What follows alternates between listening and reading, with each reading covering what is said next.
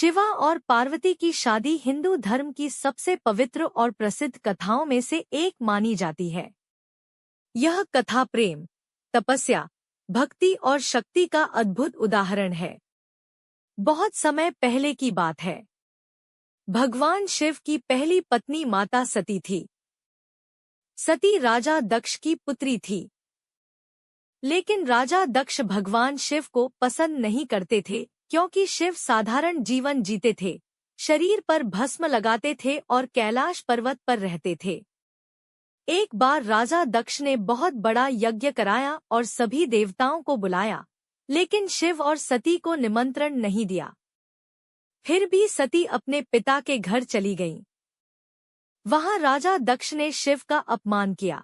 यह अपमान सती सहन नहीं कर पाई और उन्होंने यज्ञ की अग्नि में अपने प्राण त्याग दिए।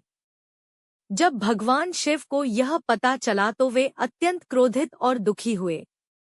उन्होंने वीरभद्र को उत्पन्न किया, जिसने दक्ष का यज्ञ नष्ट कर दिया।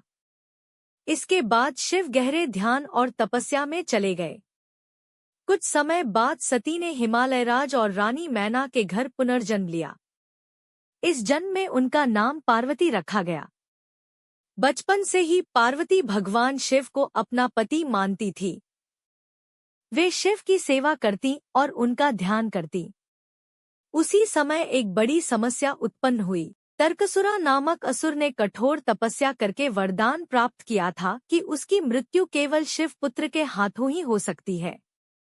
क्योंकि भगवान शिव तपस्या में लीन थे और विवाह नहीं करना चाहते थे, इसलिए देवता चिंतित हो गए। सभी देवताओं ने मिलकर पार्वती से प्रार्थना की कि वे शिव को विवाह के लिए तैयार करें।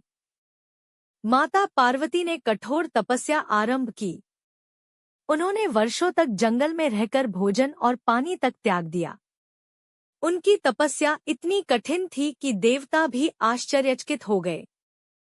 पार्वती की अटूट भक्ति देखकर भगवान शिव ने उनकी परीक्षा लेने का निश्चय किया। भगवान शिव एक साधु का रूप धारण करके पार्वती के पास गए और बोले, तुम शिव से विवाह क्यों करना चाहती हो? वे तो भस्म लगाते हैं, गले में सर्प धारण करते हैं और श्मशान में रहते हैं। यह सुनकर पार्वती को बहुत क्रोध आया। उन्होंने कहा, भगवान शिव संसार के सबसे महान देव हैं।